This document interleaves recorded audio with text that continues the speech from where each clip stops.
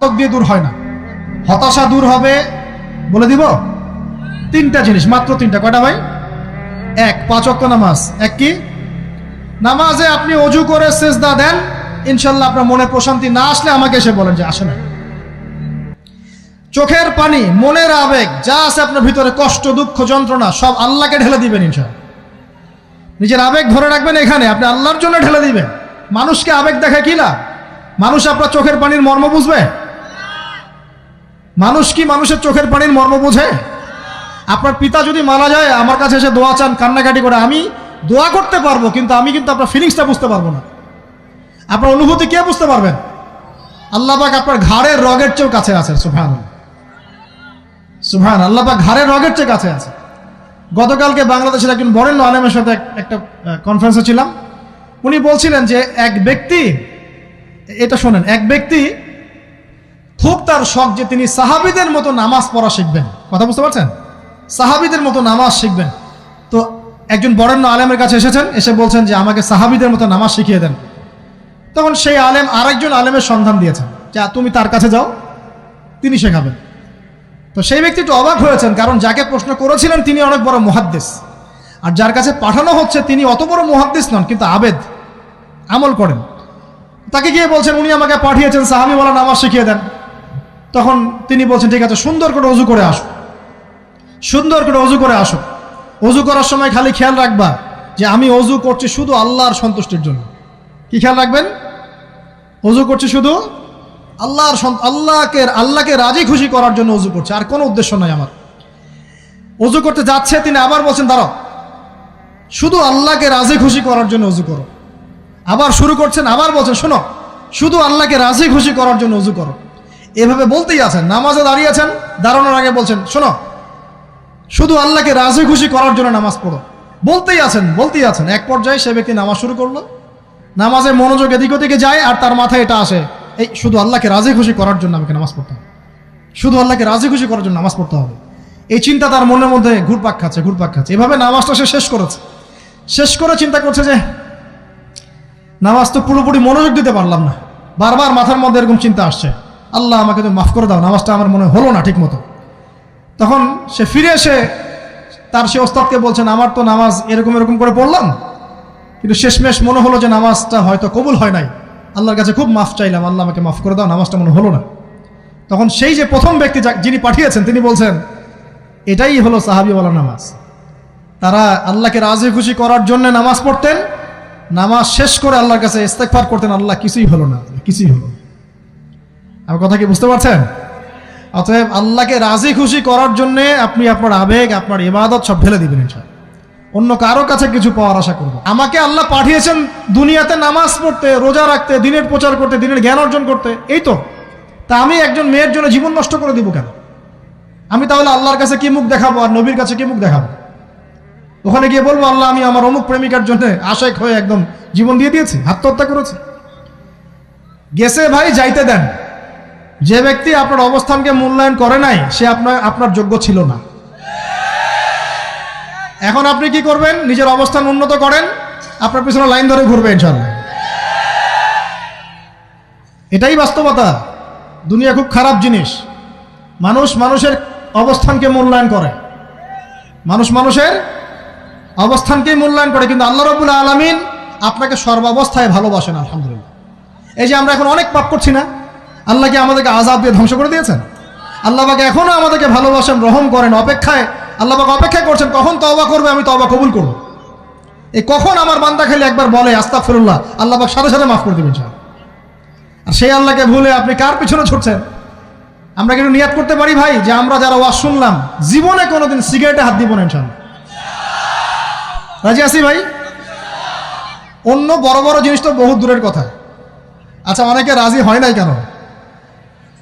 আপনারা কি অলরেডি আসক্ত? আমি অনেক ভাইকে দেখেছি মাশাআল্লাহ ইফতার খুলেই একদম বেনসন টানা শুরু করে। হ্যাঁ, এটা যে হারাম আপনাদের কেউ ওয়াজ করে শোনায় নাই? এটাকে কি মনে করেন আপনারা, হারাম না হালাল? কেউ বলেছে মাকরু, নাকি মাকরু ফতোয়া দিয়েছে?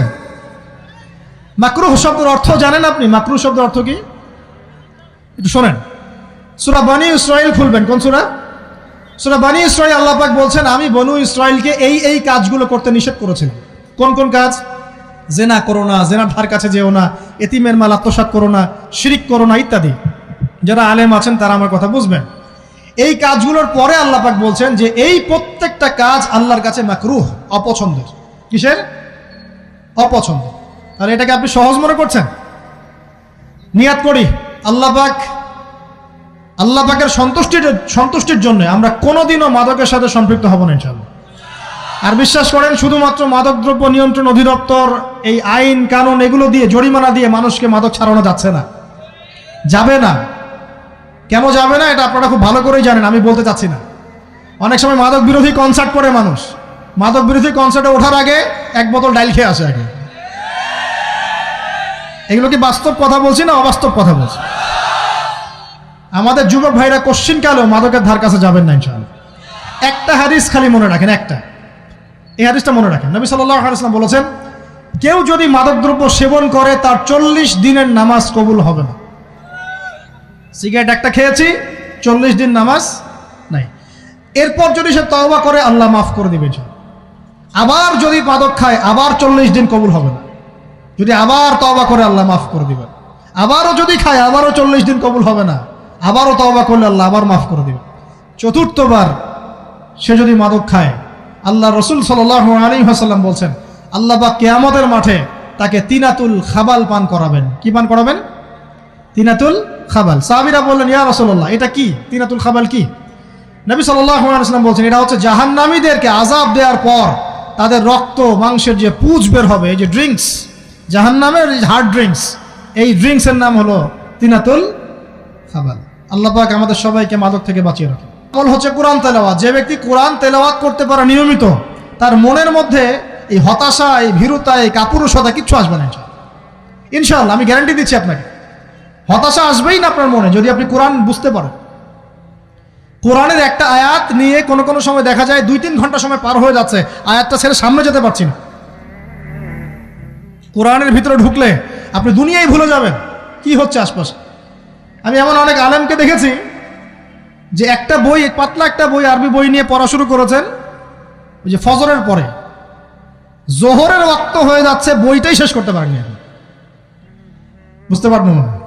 যখন আপনি ইলমের ভিতরে ঢুকে যাবেন, কোরআনের ভিতরে, হাদিসের ভিতরে, আপনার দুনিয়ার খেয়ালই নাই।